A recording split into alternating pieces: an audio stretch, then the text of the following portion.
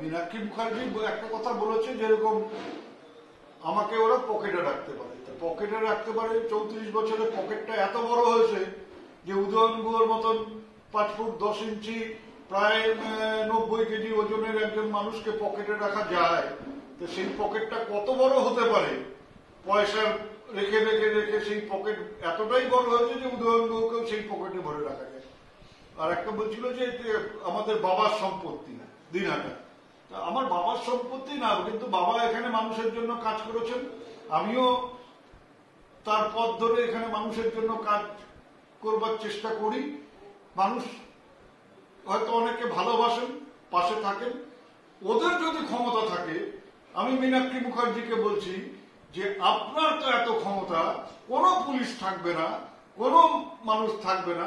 আপনার যদি ক্ষমতা থাকে, দিনহাটায় এসে আপনি বা আপনার দলের কোনো নেতা বা আপনার দলের যারা আরো ওপরে আছে তাদেরকে বলুন দিনহাটায় এসে এই ধরনের কথা যেন মাইকে বলেন, আমার কিছু করতে হবে না।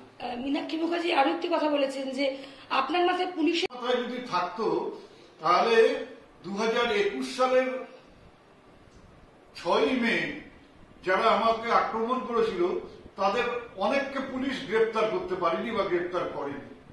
আমার মাথায় যদি পুলিশের ছাতা থাকতো তাহলে আমি সেদিনকে দিনহাটা শহরে আক্রান্ত হতাম না। আমার মাথায় যদি পুলিশের ছাতা থাকতো তাহলে যারা 1, 2, 3 অপরাধী তারা সেদিন ধরা পড়ত, তারা সেদিন ধরা পড়েনি। পরবর্তীকালে কেন্দ্রীয় বাহিনী নিয়ে তারা দিনহাটার রাস্তায় ঘুরে বেরিয়েছে। এখন কেন্দ্রীয় বাহিনী সরে গেছে, তারা রাস্তায় বেরোতে পারে না, তার জন্য আমি দায়ী না।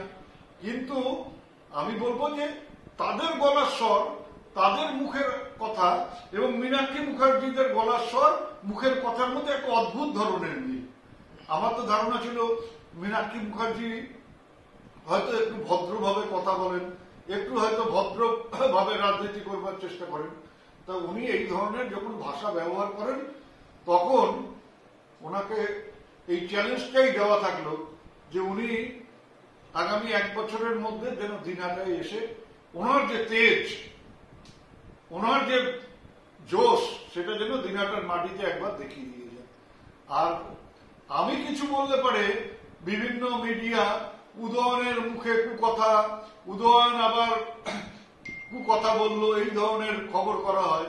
কিন্তু গতকাল থেকে মীনাক্ষী মুখার্জির এই যে কথা, এই যে বাবা তুলে কথা, এই যে পকেটে রাখার কথা, আমি কোনো মিডিয়াকে, কোনো চ্যানেলকে দেখছি না সেটা প্রচার করতে। এই যে যারা আমাদের আক্রমণ করে আনন্দ পায়, আমাদের সম্বন্ধে যারা 9 ঘন্টা 24 ঘন্টা ধরে নানা রকম কথা বলে বিরুদ্ধে, তারা হঠাৎ করে এই ধরনের কথাবার্তার ব্যাপারে চুপ করে আছে কেন?